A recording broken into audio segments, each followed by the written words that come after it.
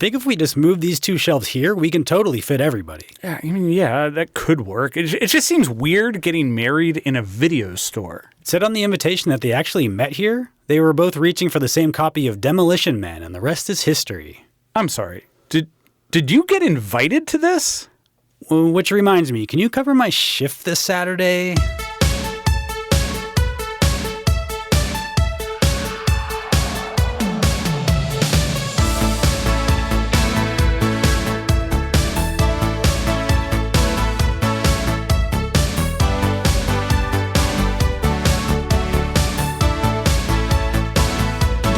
Welcome to Rewind Video. I'm Bob. I'm Rob. And we love movies. Good ones, bad ones, old ones, new ones, movies where sparks fly, movies where connections fizzle, and everything in between. I'm going to tell you an interesting story, Rob. You look a little worked up over there. Maybe a little bit.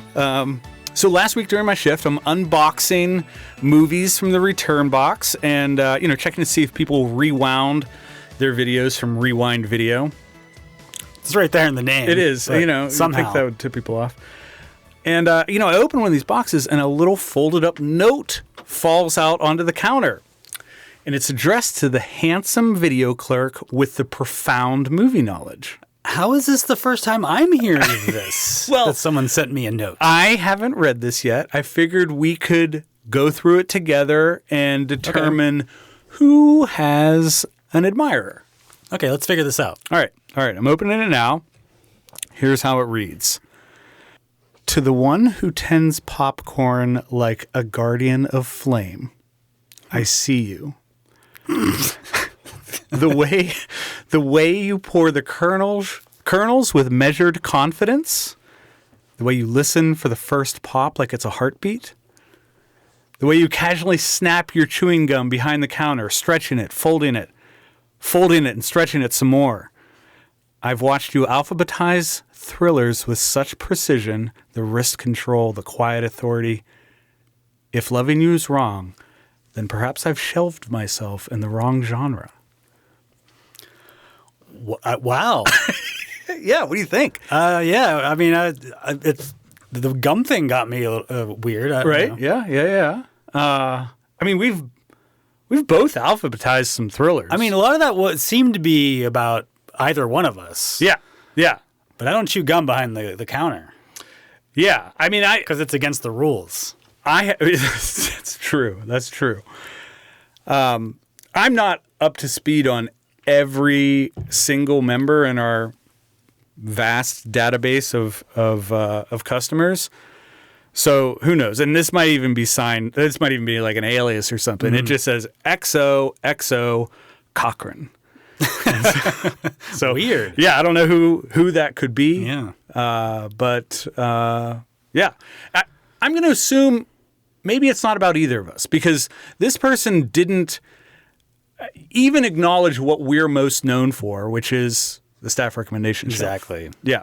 Our job is to choose 6 films that are deserving of our customers' attention. Each time we rotate in new movies, we adhere to a theme. This week's theme is romance. Love is in the air. Yeah. It's not just popcorn fumes this time. Right. Yeah. It's actually romance. Yeah. It's the pheromones of dusty videotapes. Yeah, most of our customers refer to us as the shelf guys. Shelf guy 1, shelf guy 2. Hey, shelf guy. Shelf guy. Yeah. What's this on the shelf? But yeah, this week we're spreading romance to our customers, to the world, to the neighborhood. So you Rob, look upset. I'm bracing myself for a reaction that I think I know I'm going to get. But I've spent the last week or so overthinking this theme. Because I think it's important to distinguish between love and romance. True. I guess I didn't really think about it that much, but that's all I've been thinking about. So I'm going to present to you my thesis. Yeah. I fully expect you to respond to this with, all right, I mean, if that works for you. But here's what I've boiled it down to. Okay. Love durable. Romance, it's got some volatility to it. I think that love is what happens when the mystery fades a little bit after that initial crush that happens. I think love is kind of maintenance, compromise, memory. Romance, on the other hand, is the charge. It's the moment where people recognize something in each other, but don't yet know what it'll cost. And that to me, I think sums it up. It's like, oh boy, I'm feeling something. I'm perhaps ignoring things that I might need to be paying attention to. I'm just excited by the promise. Yeah, but it's not love yet. It's very romantic of you to overthink it like that. Yeah. Yeah, like love doesn't have to be romantic love. I was just thinking romance is romantic love. Okay. Yeah. Or the act of romance, either one. Yeah. So, and that's not wrong. I mean, totally viable take. Yeah, you can love your family, but that's not romance. Exactly. It will never be romance. Yeah. Well, hopefully. Yeah. In most states, it's definitely not romance. So I think the reason that I got so just fixated on the definition of the term is because 3 of my favorite movies are the before movies. Before sunrise, before sunset, before midnight. I have such affection for those films. And incidentally, all 3 of them, I think, could fit this theme. We've already had 2 of them on the shelf for past weeks. Right. So those to me are peak romance. And where I ended up landing with 2 of my movies is in very close proximity to what we see happening in the before movies. Yeah, very much. Yeah. In fact, I have one specific take on one of them that has to do with the before movies that we'll get to. Oh, I am so curious if it's the same take I have. Okay. It might be. It might be. Yeah, it might be. But yeah, that's kind of why I landed where I did. But I'll be the first to admit, romance, subjective thing. This is just my interpretation of it, and it kind of informed the way I approached my movies. But yours totally valid too. I don't know if the way you think about the topics, like by overthinking them and overanalyzing them, means you have too much respect for our customers or not enough respect for our customers. Maybe I just have so much respect for our job of choosing movies for this shelf and the task of picking themes, and I don't want to shortchange us. Well, here's the thing. I don't care as much about the topic as much as the movie I'm choosing. Yeah. And if I can justify it to fit into the topic as much. So, I don't know. I guess it's just a different philosophy. It is. I don't care that much about the topic. As long as I can make the case that it can fit on the shelf. Right. Well, I didn't want to get tripped up in somebody accusing me of not thinking... accusing me of choosing a love movie when I was should have been thinking about romance. I mean, nobody's going to do that. Yeah, I mean, if you can't take that kind of heat from our customer base, then maybe you shouldn't be back here. That's true. I like that we have slightly different approaches to this. Yeah. It's why it's a 2-man job. That's right. I think that's why they chose the 2 of us. Yeah. Out of our large staff here at this very successful neighborhood video store. Right. Well, enough about what this topic means. Yes. And let's move into the movies that comprise our shelf. Why don't you get us started with your first romance pick? Okay, I'm going to start us off in a very romantic year, 2020. Okay. We all have very romantic thoughts of 2020. Oh, yeah. Just in love with staying at home. The movie is Palm Springs. This is filed under Pretty Nice Little Saturdays. maybe presuming too much there, but I think I'm going to say it's probably Saturday. That feels right. Here's the back of the box. When carefree Niles and reluctant maid of honor Sarah have a chance encounter at a Palm Springs wedding, things get complicated when they find themselves unable to escape the venue themselves or each other. little sloppy, a little clunky. Right. Yeah. Two whens in there. Yeah. It's yeah, kind of strange, yeah. but tagline: "Live like there's no tomorrow," which is definitely the first draft. I feel like that's low hanging fruit. If you keep writing, you're gonna get to something. You're going to get to something. Like taglines. I think this made me realize something about taglines. I think like taglines should refer to the premise. Yeah. Right. The premise, like we know, like you look at that and you're like, oh, it's not that good. But when you know the premise of the movie, it's a little bit better. But this is like, I don't know. It's like, unless you have a real winner, like it should tell you something about the movie. And also it should like be better after you see it. And this is just like so weak at doing something like that. Like a great tagline is like, oh, wow. Now it's even like, it makes even more sense later. Yes. But yes. I think we can blame the back of the box and this kind of weak tagline on the fact that this movie like barely played in theaters, which means they didn't really market it. Yeah. It should sell itself. It's going to appear at the top of Netflix. Right. Yeah. Well, it still hasn't gotten a physical release. So really? This actually isn't the back of the box. This is just something I got off the internet, which is not something we would do.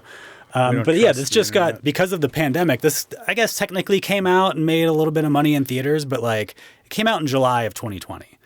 So movie theaters were closed or barely open and no one was going to see anything. So this basically was just a Hulu release, and that's still where it is. It's just on Hulu. Oh, wow. Okay. So there was like no real marketing and there's no back of the box. It's just a pandemic movie, which was bad for business, obviously, because they wanted to release this in theaters. Yeah. And that fell apart. But I think thematically it felt perfect when it came out in July of 2020. Oh, my God. It's such a parallel to the world we were living in. Yeah. Just like that was like the prime COVID days. That was like, we're all stuck at home. Like, are we ever getting out? Every day feels the same. Nobody had any idea what was going on. It just felt really, really of its time, but like it still has held up, I think. Yeah, and in a different, it's also different from the movies that were filmed during COVID, that all have a very distinctive feel. Obviously, this was made before then, so you're not like, it's not like a single location or anything. Not in the sense that later movies would be. Yeah. But yeah. So this is a time loop comedy. It's in the tradition of Groundhog Day. I think the difference this time is that the movie starts and we're like in the middle of it. Andy Samberg has been in this time loop for, I don't know, possibly hundreds of years. Yeah. He doesn't really know. His mind has kind of been wiped. Yes. And the twist of the movie is he brings somebody else into the time loop with him. And together they kind of contend with this existential bottomless pit that they found themselves in. And the day that our characters have found themselves repeating over and over again is a destination wedding in Palm Springs. And Kristen Miliotti's sister is getting married. Andy Samberg's girlfriend is friends with the bride. So like there's obviously some negative reasons, negative things about being stuck on this particular day. Yeah. They're both in very awkward personal situations. And also it's a destination wedding and they're all staying at this resort. So they're not explicit about this in the movie, but like you have to assume they're both waking up hungover or possibly extremely hungover on, every single day of their lives over and over again. Yeah. Plus like weddings are not that fun. Like they kind of are, but like to do the same wedding twice is definitely like maybe a nightmare. And these are two people who are more involved in the wedding than a typical guest. Like, his girlfriend is in the bridal party.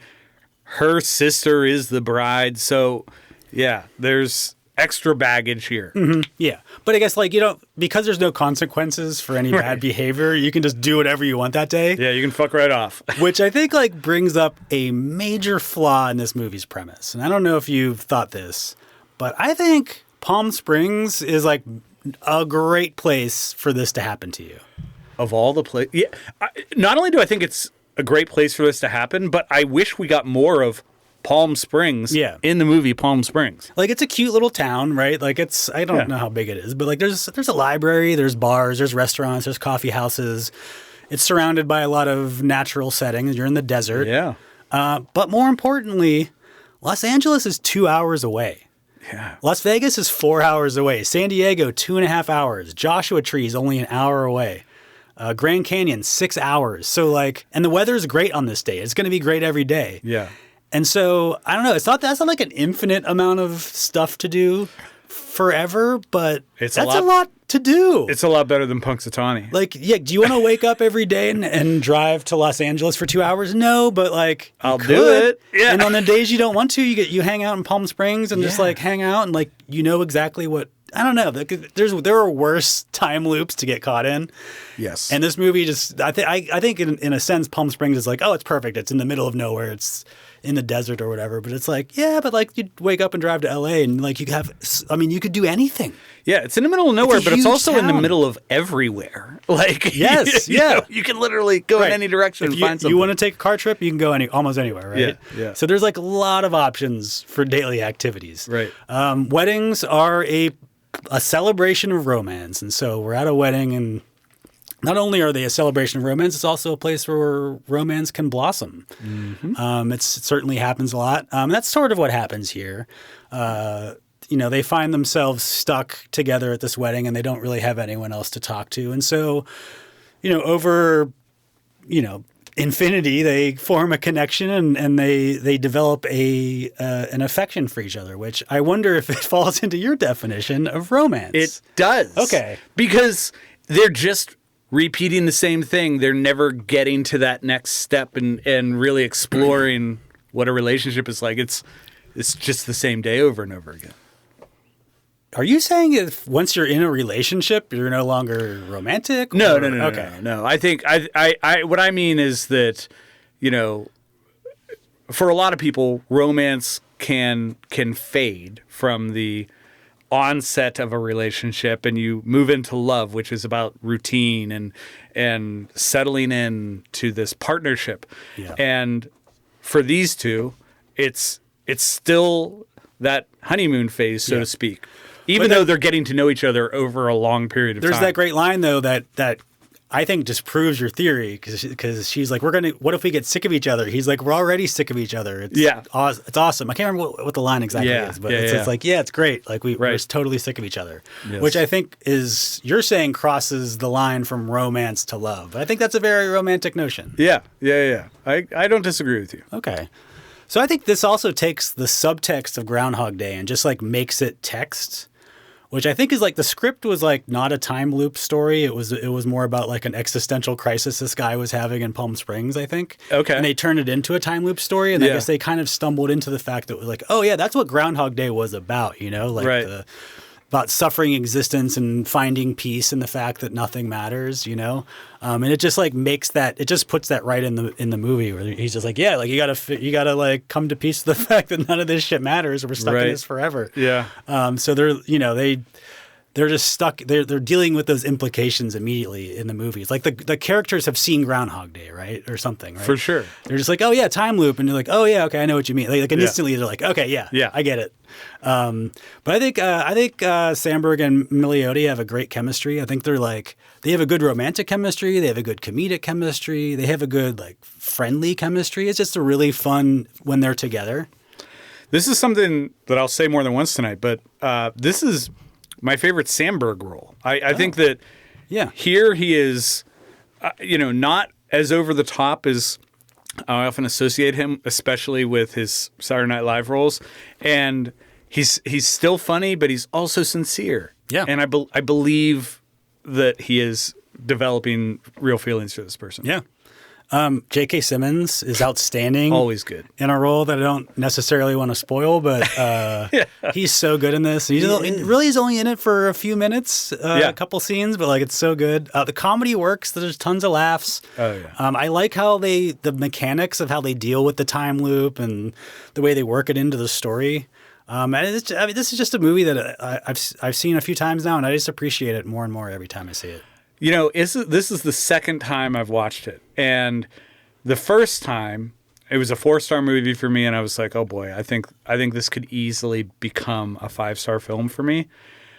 But on this rewatch, I felt like I became certain that, nope, it's solidly 4 stars because of one problem I have, which kind of exists with every time loop film, is that to get out of the time loop, there needs to be some weird thing that needs to happen. It was,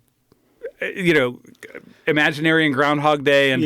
And here I feel like it's really kind of... It is a really weak explanation of but I think I just forgave it at that moment, Yeah. And I guess what you're saying is it's a 4-star movie, not a 5-star movie. Yeah. So of course. Yeah. But yeah, when you reach that point in the movie, it doesn't hold up to any scrutiny really. Like whether or not it would work, it'd be like that's kind of a weak explanation. Like even if it's scientifically correct, I'm not like down with it that much. Yeah.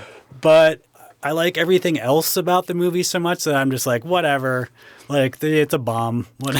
Yeah, no, I agree. I think so much of this movie is so great that, like, the letdown that I feel there is maybe made more profound because so much of the movie is amazing. Yeah. I mean, it's still a 4-star movie for me. I think it's probably going to be a 5-star at some point just because I like it that much, but... We'll give it a rewatch in a few years or so. Yeah. So Palm Springs, it's 3.8 overall on Letterboxd. 7,600 people have it in their 4 favorites. 36% agree with my 4-star rating, including Andrea, who says, spent half of the movie trying to figure out whether it was Andy Samberg or Jesse Eisenberg. So Palm Springs, first movie going up on the staff recommendation shelf this week for romance. This is great. I can't imagine someone better than Andy Samberg playing this part. I think he's just perfectly cast. Yeah, that's one of the reasons I like this movie so much. Everyone's just like perfectly cast. They're exactly who it should be. All the bit players are great. Yeah. Like Connor O'Malley has some funny scenes. Yes. The bartender is hilarious. I don't even know who she is. She's great. The lady at the bar, like there's so many bit players in this that just have their moments and it's funny every time. Yeah. So yeah, I think this movie is just like winner from front to back. Yeah, I couldn't agree more. And it kind of like a lot of people saw it on Hulu, I guess, but like I don't know, I feel like it kind of disappeared because of when it came out and where you can find it and whatnot. Yeah. So I think more people should look it up. Totally agree. Glad you put it on the shelf. Great pick. So for my first pick, I'm taking the title of your movie. I'm removing a word and a consonant, and I'm giving us Plum? I'm giving us spring. Oh. So this is from the Are You a Vampire, Werewolf, Witch, Zombie, or Alien section of the store. And this was released in 2014. Here is the back of the box. A young man in a personal tailspin flees the United States to Italy, where he sparks up a romance with a woman harboring a dark, primordial secret. Tagline, love is a monster. Not bad. Yeah. Yeah, pretty good. That's like a solid beat. That does that thing that I was talking about. Like after you see the movie, you're like, yeah, okay. Yeah, I get it. Even better. Right.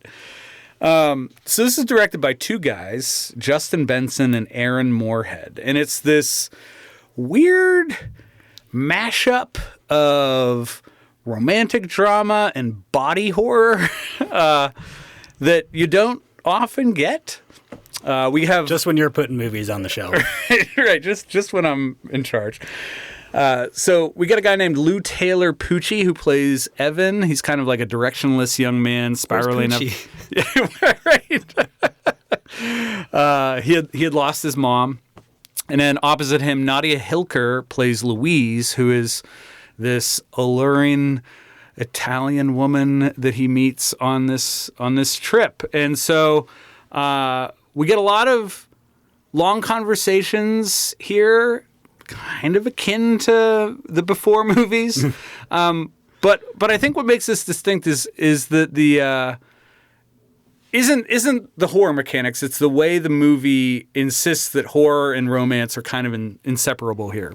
How does this fit the theme? I kind of see this as like, this is romance as acceptance of the unknown. Like, it's about asking a question like, what if I choose you even knowing what you are? Yeah. So yeah, I mean, obviously there's something irksome about this woman? If it wasn't already clear. Irksome? That's the word you're going to use? Yeah, something just a little bit off. Yeah. Yeah, I mean, like... Tentacles come to mind. Yeah. The word slithery. Goop. Goopy. She's goopy. Yeah, she's...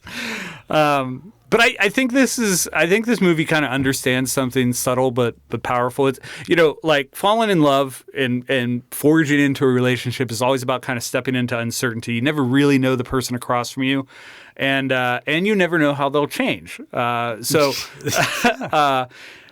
oftentimes you choose them anyway. That's kind of terrifying, but also beautiful.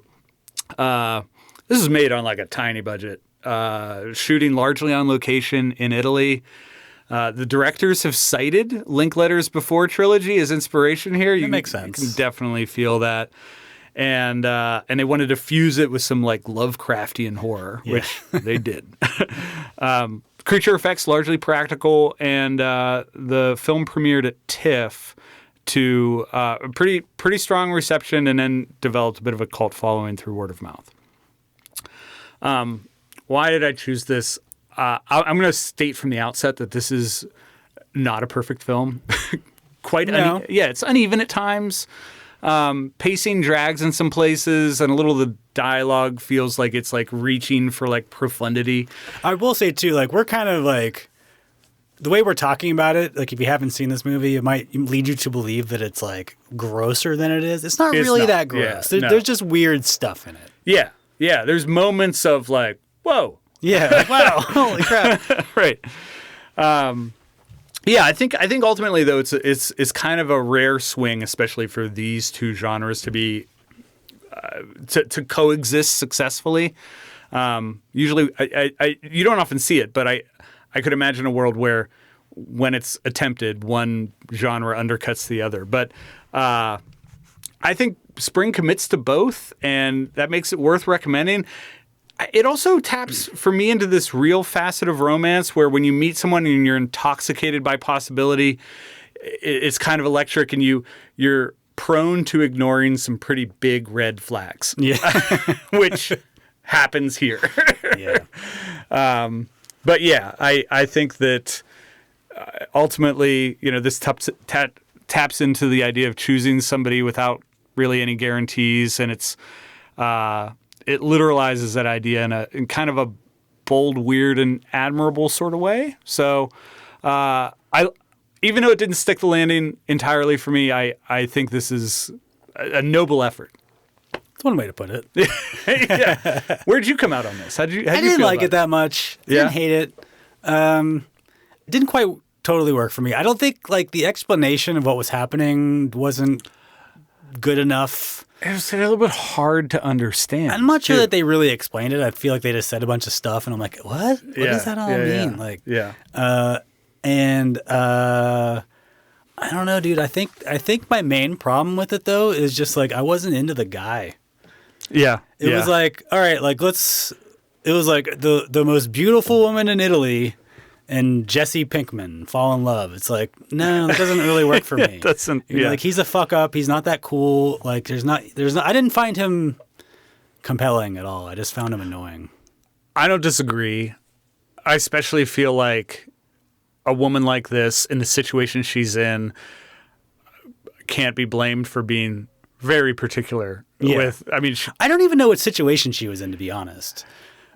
I mean, as far as like, did she like immortal-ish? Choose him to do the thing, like to, you know what I mean? Or was that just like, or they get together and like, then that was just part of the, like, I don't know what actually happened here. Yeah. I don't know. I was just like, she was way too hot and he was like way too average. I just found him like very lame and like, I don't know. He left America because he got into a bar fight. You know what I mean? Like, that's not a cool dude. Like, I don't know.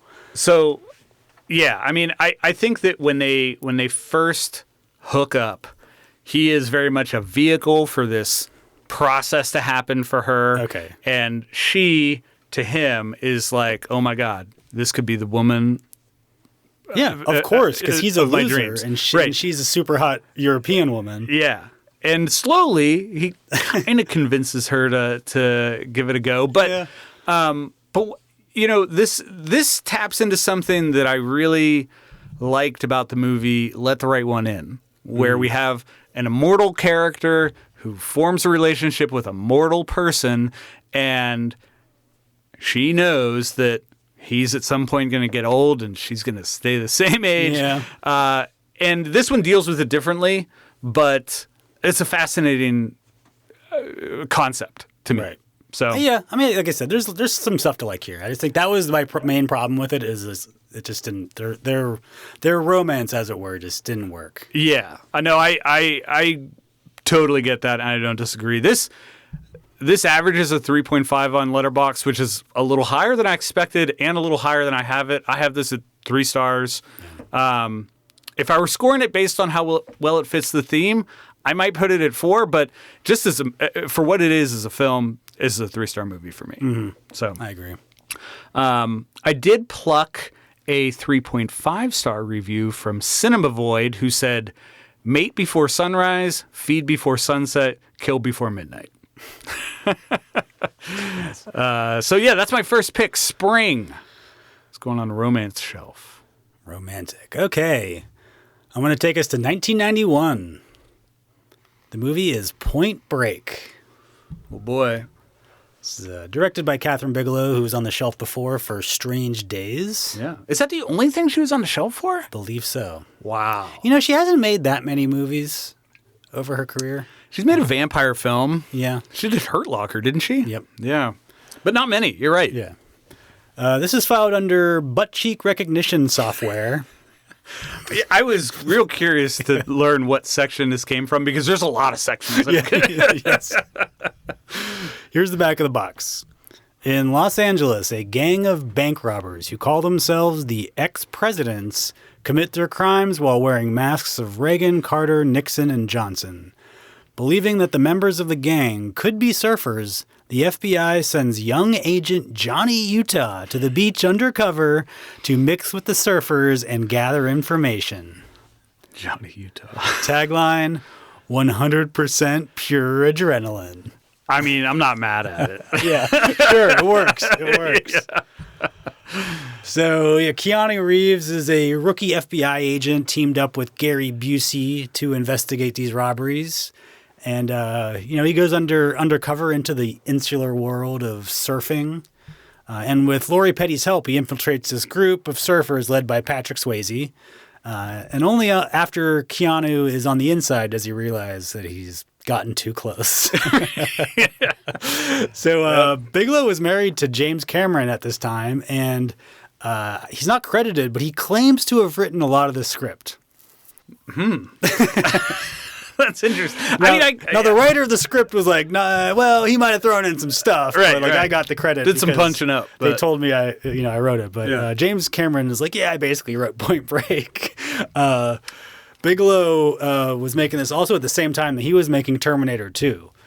Is that right? And Oh, so- yeah, that tracks. So they were like coming home at night going like, what do you got? What do you got? What are you doing? Yeah. So maybe they were like really pushing each other in real time to... Spoiler alert, they were both doing something fucking awesome. Yeah, they were. Maybe the best movies of both of their careers. That's the way I look at it. I would say not just the best movies of those two's careers, but we'll get to that. Oh, okay. So how does this fit the theme? Well, Swayze has a very romantic philosophy of surfing and life, and it turns out bank robbing as well. Right. He's not afraid of death. He has the line, "It's not tragic if you die doing what you love." But he's using all that talk about spirituality and surfing and everything else to romance Keanu onto his side.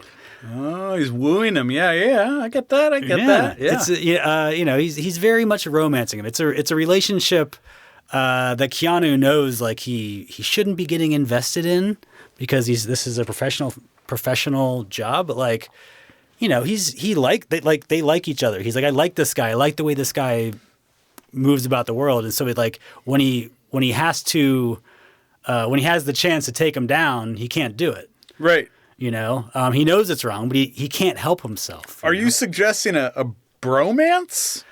Well, I don't even know what that means, but I guess so. Yeah, I guess this would be. I really like what you said about his romantic philosophy on life. Because, if Moneyball asks, how can you not be romantic about baseball? Yeah. This is definitely asking, how can you not be romantic about surfing and freedom and robbing banks even? Like, his lifestyle is great. And it's because of his outlook on the world.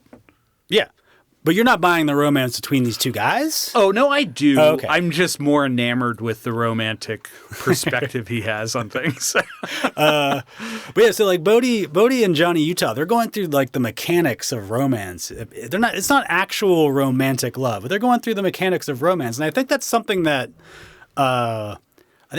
Bigelow did here, whether it was on purpose or not, but like, this is like a relationship between two dudes, and she's a woman, and you think like, well, how does she get it? How does she nail it like this? Right. And I think it's because she's like, well, let's shoot the movie like they are falling in love, and that's how she's shooting it. And that's what it seems like. Yeah. And like even like when the relationship is on the rocks, what does Bodhi do? A big romantic gesture, like we're going skydiving, right? And it kind of worked. And like they can't quit each other, Like Keanu wanted him so bad, he jumped out of the airplane without a parachute. Right. He did have a pistol, but. Yeah, no parachute. No parachute, right? Like you don't do that unless you've been romanced in some way. That's true. But I just kind of love everything about this movie. Swayze, obviously, one of my favorite actors.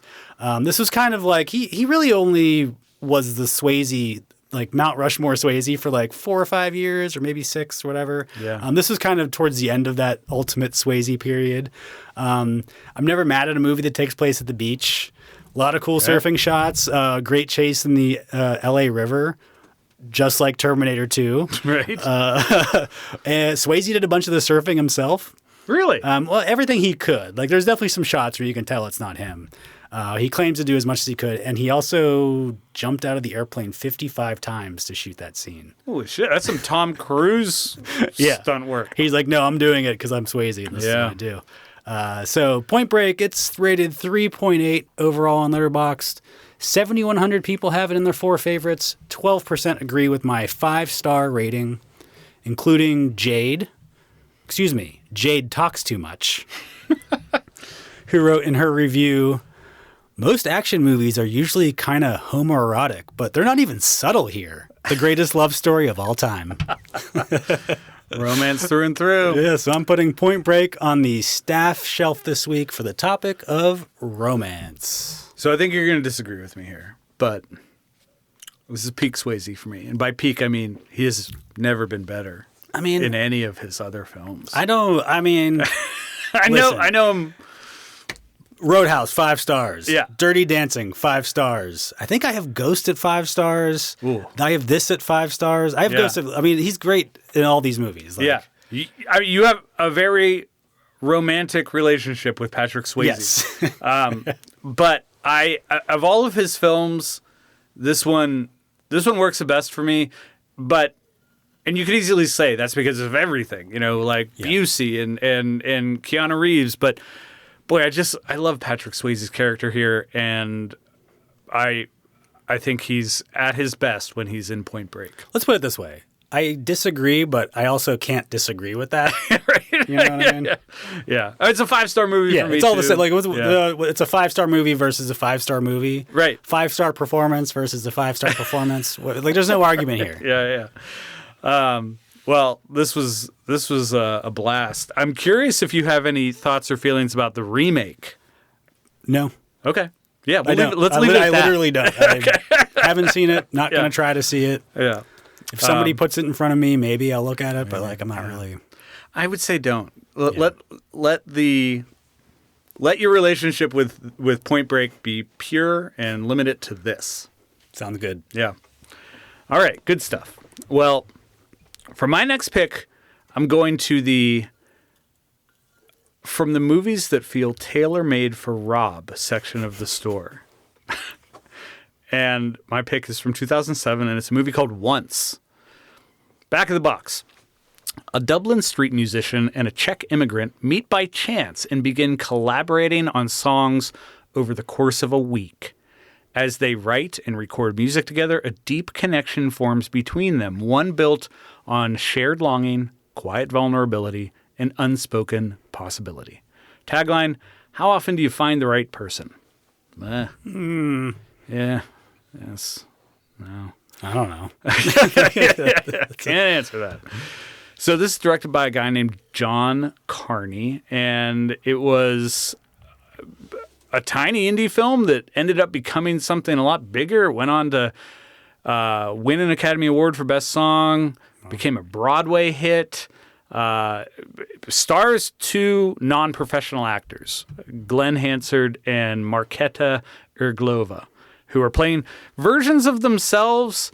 The film kind of unfolds in documentary-like style. It's intimate, handheld, unpolished, and that's why it works. It seems very, I mean this in a good way, cheap. Yes. And handmade. Yes. And I think handmade is the perfect way to put it. That's accurate. So Glenn Hansard is he's a busker nursing some heartbreak, and Irglova plays a young immigrant with a complicated life of her own. And over the course of a handful of days, they collaborate on music that becomes the emotional backbone of the film. How does it fit the theme?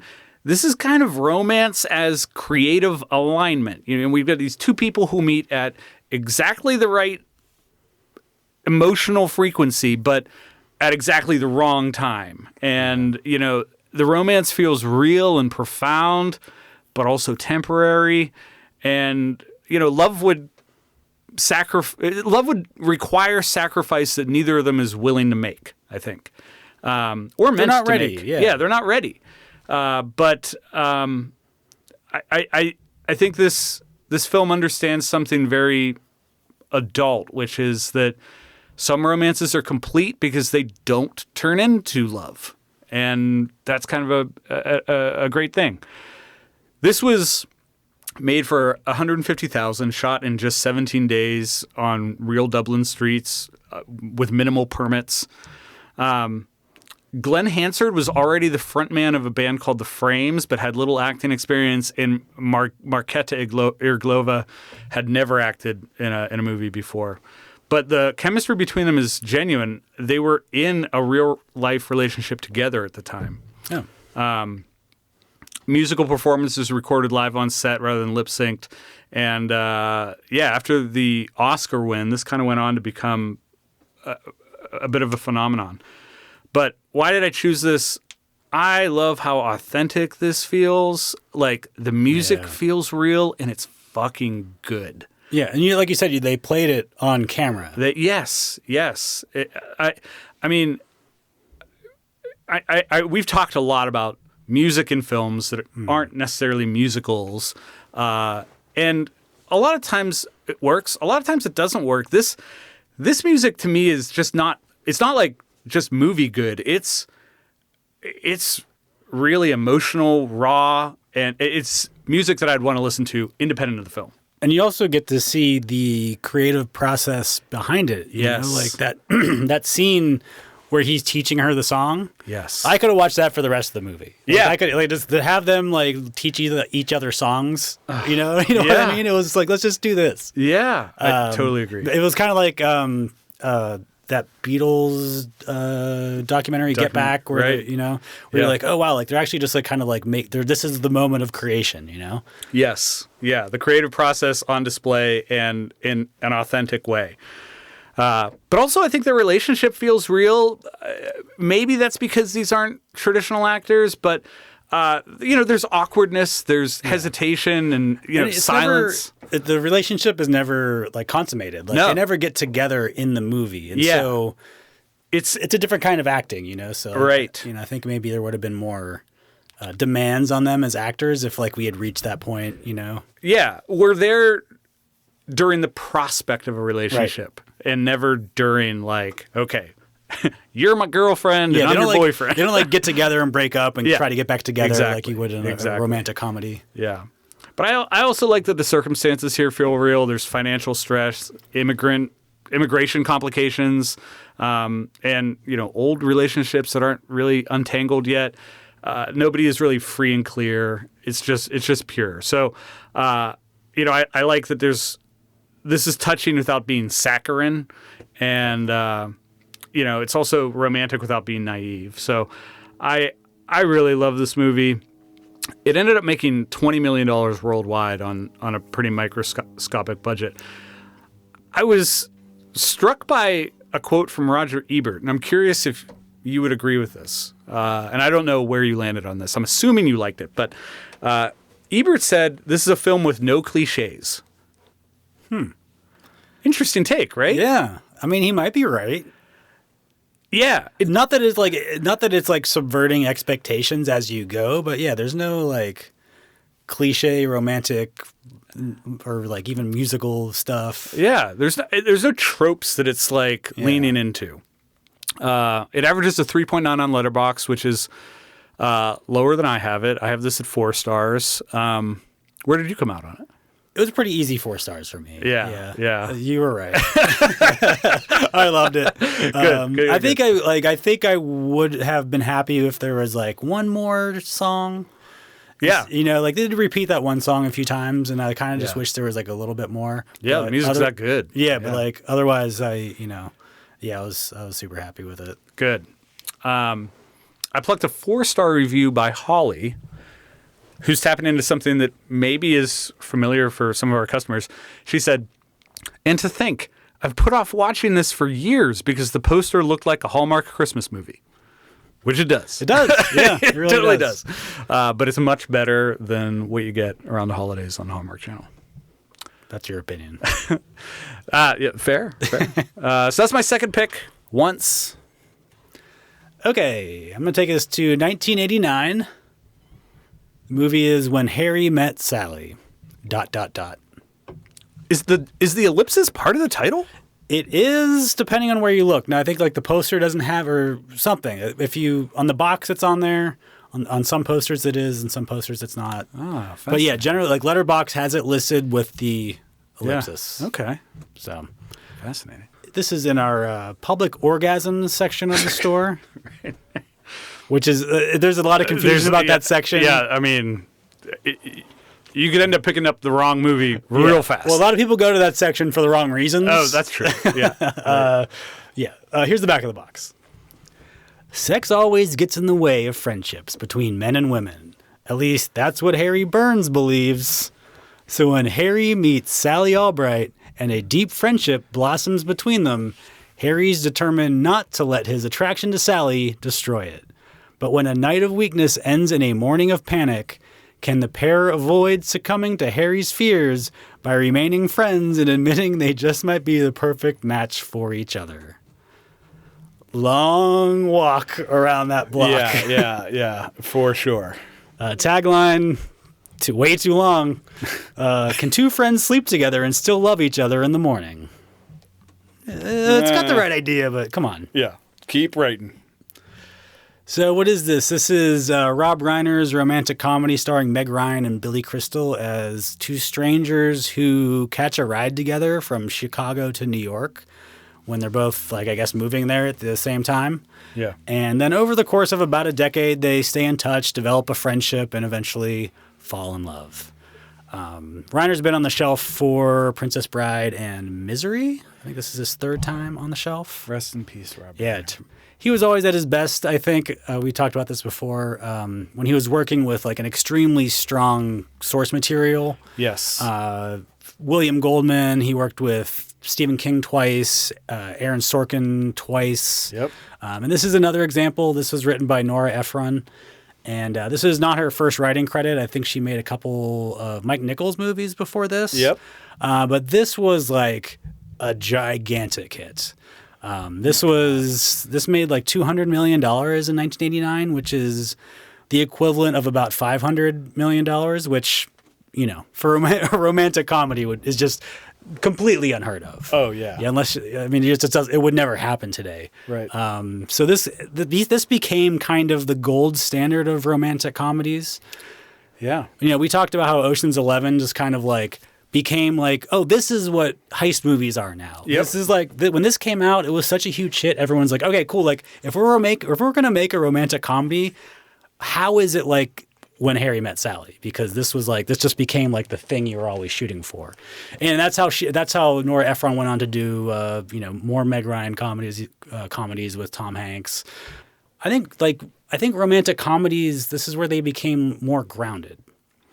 I think because I don't think I'm going to assume that before the 80s, especially, like there was not a lot of women writing these movies. Right. And so like I think there was always like some wacky thing, it's like the woman is a mannequin that turns into a woman, and like it was never like you never got the woman's perspective as much, and so like they were always treated as like something to be gained or something. There was never like both sides of it, and I think this turned it into more of a genre of that just felt more real. I think. Yeah. Because they were always just from a man's perspective before. Right. So like the central premise of this is men and women can't be friends. Romance is always getting in the way, and then the form of sexual tension, which I think, I don't know, I can see how that was like a thing in the 80s. I guess it's a question that doesn't really have an answer, no matter how you put it. No. Like it's not possible, because it's not just like, I don't know, it's not just men and women. It's like any two people that could be a romantic couple. I guess it's always a possibility in the background. I don't know. It's just like you could always make the case. You know what I mean? Yeah. And then like this movie both proves the theory and blows it up at the same time. Right. So it's just like, what is even like, how do you distinguish between the two? Yeah. And I don't think we've learned anything about the answer to that question at the end of the movie. Yeah. No. So because they do become they are really friends. Right? Yes. Like it wasn't a fake friendship. Right. But then that does lead to sex, which eventually leads to romance, which is real. This is a real romance. Yeah. I think, yeah. Yeah. Well, I mean, I guess. How do you define it? Well, I struggle with this movie a little bit because from the romance perspective, because I think he sucks. He fucking sucks. B, I think he kind of sucks. Yeah, I think this movie begs an important question, which is, just because you know somebody really, really well, does that necessarily mean that you love them romantically? Because, I mean, even at the end of this movie, when he professes his love to Meg Ryan and talks about all the things that he knows about her, I mean, those are things that you just get to know over time being very close friends with somebody. Right. And I don't know that necessarily means you're in love with each other. And I'm not convinced that they're actually in love with each other. Okay. I mean, okay. Yeah. But I might be informed by just how off-putting I find his character. How could anybody love this guy? Well, I think the idea is like, and not necessarily like the things that he likes about her. The things are important. It's more just like, I like those things because they're from you or they're yours. That's fair. But I mean, if you don't, again, like same with what was your movie, Spring? Yeah. I didn't like the dude. Yeah. So so the romance didn't work for me. And like, I get it. Like if this guy doesn't work for you. Yeah. I think Meg Ryan's character is flawed in her own ways, but I just feel like she deserves somebody better. I think, you could definitely make that case. I think it is kind of, I think the Billy Crystal character, there's a little bit of a disconnect between what's on the page and the performance. Totally agree. You know what I mean? I think it's just because we got Billy Crystal and it seems, and I think him and Meg Ryan do have a really great chemistry. Yeah. I just don't think they have necessarily a romantic chemistry. Yeah. I like this movie more as a comedy. I mean, I'll be honest. I'm not in it for the romance. Right. This is a funny romantic comedy because romance is the topic for the jokes basically, and they're fun together. I enjoyed it when they're together. Yeah. I don't believe them as a couple. Right. Yeah. And so I think that's kind of what you're saying. Yeah. It's all like Billy Crystal, and it might be the person playing this character. Crystal in this movie kind of has an Albert Brooks or Larry David-esque quality to him to a degree, and yeah, I can imagine literally anyone opposite this guy being at some point like just like shut the fuck up. Yeah. But that's neither here nor there. I think this movie looks great too. Oh, it does. Barry Sonnenfeld was the DP, and some great New York shots. Central Park in the fall, leaves and walking. Yeah. I mean, it looks amazing. Yeah. So When Harry Met Sally, it is at 4.1 overall on Letterboxd. 55,000 users have it in their 4 favorites. 30% agree with my 4-star rating, including Holly, who said, sexually attracted to all the sweaters. Which, goddamn, dude, Holly's right. The sweaters in this movie are amazing. Hers, yes. all of them. Yeah, there's some just top-notch Banger sweaters. sweaters. Is the Holly that wrote your review Holli? Yeah. That's the same Holly from my review of Once. Congratulations, Holly. Boy, we should invite her on the pod. Yeah, so I'm putting When Harry Met Sally on the staff recommendation shelf for romance. I mean, this is a fun movie to watch, and I agree with you. I think I'm kind of more in it for the comedy than I am the romance. But I also found myself just wondering what this is trying to say about romance, because the movie is peppered with these interludes where we get like real couples talking about how they met each other. And in some cases, it's like an arranged marriage. In some cases, it feels like, oh, these people found each other. Those were real interviews. They took the transcripts. I guess Nora Ephron did real interviews with couples, and they took the transcripts and then hired actors to play the parts. Oh, wow. Yeah. But those were real interviews that they did. Yeah, because, I mean, some of those descriptions of how these two people found each other don't sound romantic. Some of them do. Yeah. But also then there's like, like one guy who's talking about this being like his third wife or something. And like, it doesn't seem like he's... I think because it kind of sets up this idea of when you look back at how you became a couple, it always seems preordained, right? Yeah. It always seems like it was meant to be. Yeah. Like it couldn't have happened any other way.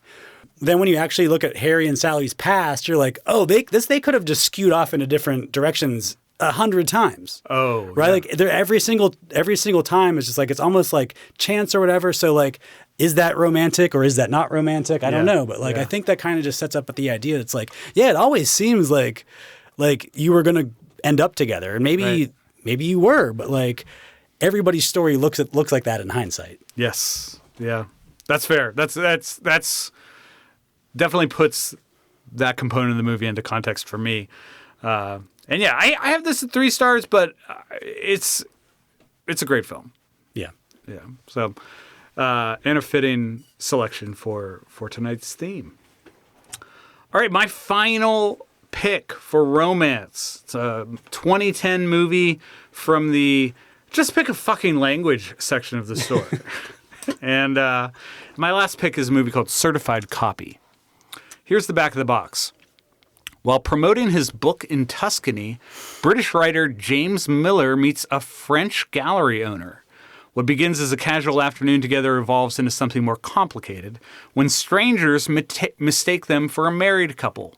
Instead of correcting the assumption, they begin inhabiting it, blurring the line between role play and reality as the relationship shifts in unexpected ways. There is no tagline, which always better than a bad one. So this is directed by a guy named Abbas Kiarostami, and forgive me if I butchered his last name. There's a lot of vowels. And Certified Copy is kind of a romantic drama that feels deceptively simple and quietly destabilizing. We get Juliette Binoche, who won Best Actress at Cannes for this role, and opera singer William Schimmel in his first film performance. The movie unfolds across a single afternoon in the Italian countryside. So at first it kind of plays like a meet cute between two thoughtful adults, but at some indiscernible point, the film kind of pivots and you find yourself wondering, are these two strangers? Are they actually longtime spouses reenacting something broken? Is the shift literal? Is it metaphorical? And the movie offers no clear answer. We do not know. Okay. Or at least Not to my knowledge. yeah. I mean, It's not answered. I had no idea what was happening. And did you find yourself at a certain point wondering, like, oh wait, are they married? No. So we'll get into that in a minute, but how does this fit the theme? I see this as romance as kind of construction. It's a story we tell ourselves, and it's also a performance that we step into and out of. So, if Once is a movie about timing and Spring is a movie about risk, this is kind of, in my opinion, about the terrifying concept that love might not be a feeling at all. It just might be an agreement, a script, a pattern we inhabit. This movie is constantly asking the audience, are they falling in love? Are they remembering love? Are they rehearsing love? Does it matter? Can I maybe disagree? Okay. I didn't feel like they ever were getting along in this movie. Right. Which makes you wonder, were they a couple in a failing marriage who decided, let's try something. Let's pretend like we're just meeting each other and falling in love again for the first time, which you almost kind of feel like that's how this movie starts, even though there's like this awkwardness, as if like they know too much about each other and they're just like going along with things that it doesn't feel like strangers would go along with. But I don't know. I don't know. It wasn't. Yeah, I really don't know. Yeah, I think I don't think this movie wants to really answer that question. So just some background details really quick. I want to talk more about this, but a lot of the dialogue was kind of developed collaboratively between Binoche and the director. William Shamel was not a trained actor, and he was chosen for this part because the director wanted someone who felt slightly off in his performance to kind of heighten the uncertainty.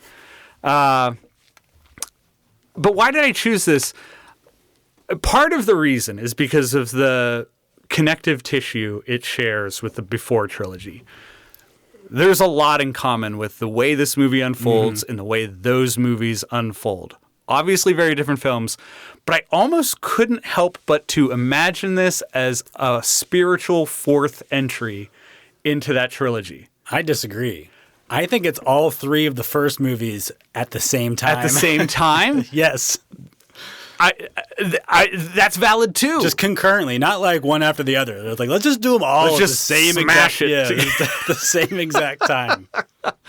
I mean, I get that, and I can't disagree with it. Because they meet, they have, you know what I mean? And they go through the tough part, and then they have like the really tough part. And then maybe reconcile, but maybe not, and you don't know what happens next. Yeah, you're right. It is kind of all of that together. I found myself feeling more that these two were a married couple trying to fix something that was broken with a weird experiment. I think that makes the most sense just because of the fact that like they aren't ever getting along at any point. It's like, why are they hanging out together? Right. So maybe that's an explanation. And if that's not what's happening here, I did find myself thinking, okay, they're just like going with this and it's happening organically. I would also imagine a point where one of them is like, hey, time out. Yeah. Are we still playing this game? That's a crazy thing to do for two people to just like go and, you know, agree. What I mean? So like, I guess the explanation is like, yes, this is like something they know each other and they plan this out ahead of time makes more sense because like Yeah, otherwise it's just like, these are crazy people. Yeah, these are crazy people. But if that's what happens, it could also mean that they're perfect for one. Right, Who knows? Yeah. I think that this ends up making for a terrific double feature with one of the before movies. Right. Yeah. It kind of, I think, strips away the romantic language and leaves only structure. The thing that fascinates me about this is that it never lets you settle. You're at least I was constantly trying to solve it, but I ultimately, like I said, don't think it wants to be solved. Yeah, And it doesn't it's not leaving you any clues. Like that's kind of, yeah, it doesn't want to be solved. I didn't feel like I had to solve it because it didn't seem like that interested.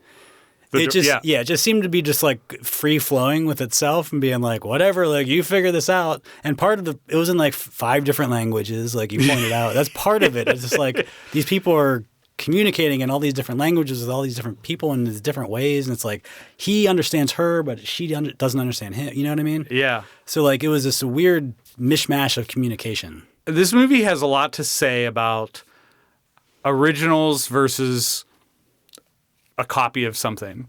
And I definitely think that there are moments where they're performing a copy of what might be a healthy relationship. But I don't know. I have a hard time just not thinking about this. Right. And that's why it fascinated me.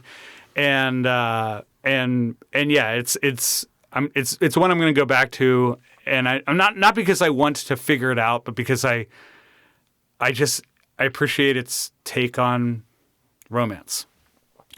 Juliette Binoche won Best Actress at the Cannes Film Festival for this, deservingly so. I think she is kind of a powerhouse here, especially in the way that she pivots between these languages and almost these personalities and characters, so to speak. MVP this week, Italy. Italy, yeah. Very romantic place. That's right in the name.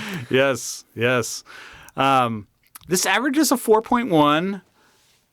I know it's a divisive film. I also have it at 4 stars, probably because it orbits the same sun as the before movies for me. I think that's probably why I have it where I do. I imagine you're a little lower.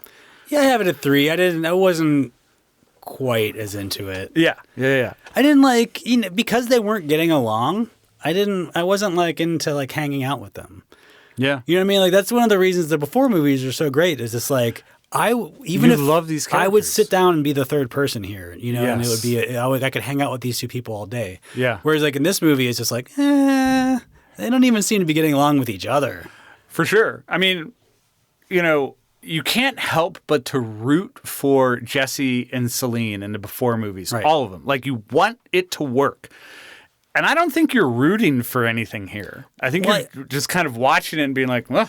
Well, I think at first, especially like because you go into the movie at the beginning, you just assume that they're strangers, which they may or may not be. Mm-hmm. But you go in at the beginning and they do have a couple of moments. You're like, oh, they could get along. Like they might be nice, but then like that doesn't last very long at all. Right. No. Like they do have a couple of moments where it's like, yeah, at the beginning, they're kind of nice to each other, but then like that kind of stops. Yeah. Yeah. It's a puzzling film. Yeah.